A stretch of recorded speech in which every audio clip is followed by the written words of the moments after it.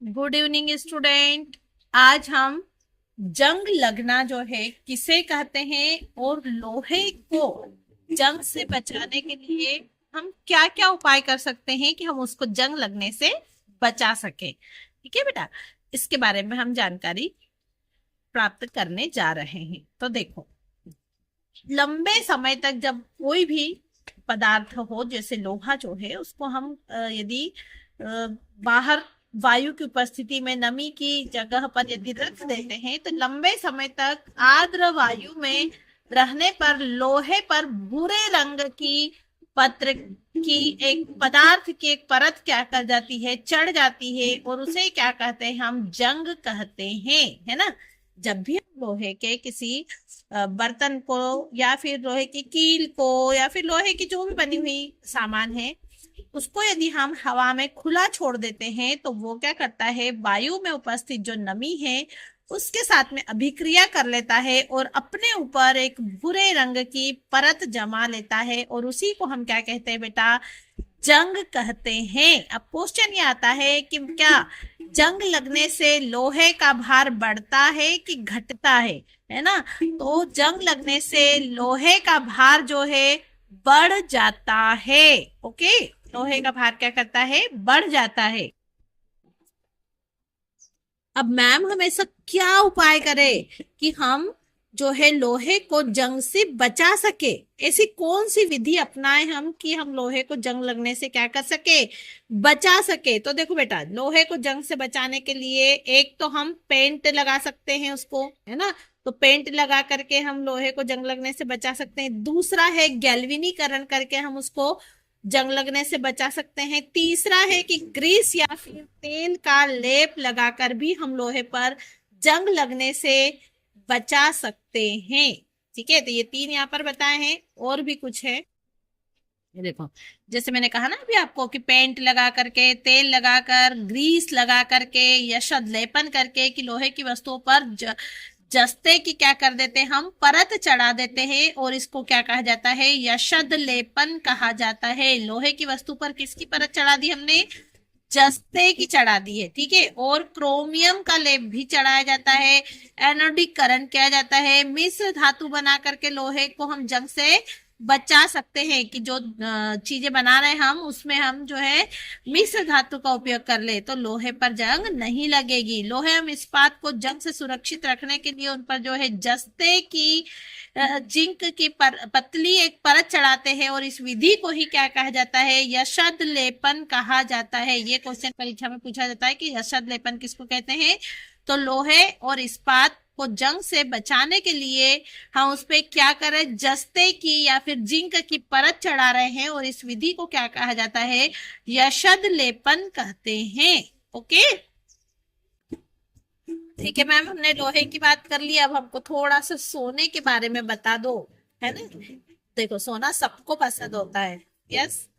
तो सोने के बारे में जानकारी एकत्र करते हैं।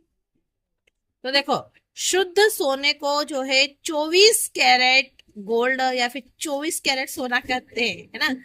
और ये काफी नर्म होता है बेटा, यदि हम इसको हाथ से दबाए तो ये दब सकता है। ठीक है, इतना नर्म होता है, इसलिए आभूषण बनाने के लिए जो है ये उपयुक्त नहीं होता है 24 कैरेट, क्योंकि मैम इतना नरम है, हमें तो डेली यूज में पहनते हैं, तो वो तो जो है नम जाएगा।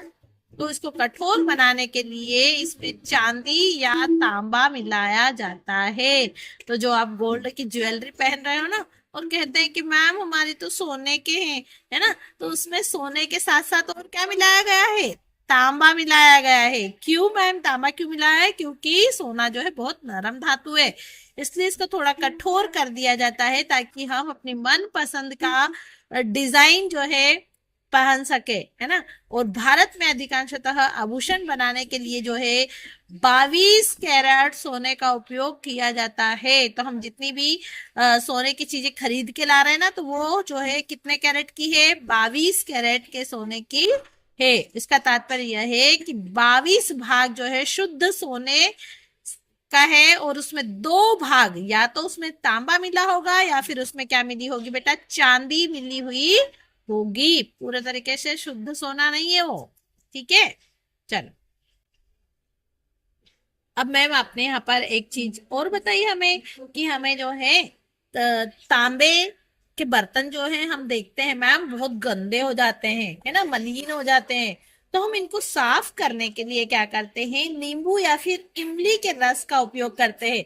और हम देखते हैं मैम कि जैसे ही इमली या फिर नींबू से हम उसको रगड़ते हैं बर्तन को तांबे के, तो वो कैसा हो जाता है, बिल्कुल नए जैसा चमकने लग जाता है। मैम ऐसा क्यों हो रहा है ना। तो तांबे के बर्तन को नींबू या खट्टे रस से साफ इसलिए किया जाता है बेटा, ताकि तांबे के बर्तनों पर जो मलिन होने पर कॉपर कार्बोनेट की परत चढ़ जाती है ना। हम देखते हैं कि मैम वो जो है, तो बेटा जो परत चढ़ रही है तांबे के बर्तन पर, वो किसकी चढ़ रही है, कॉपर कार्बोनेट की चढ़ रही है।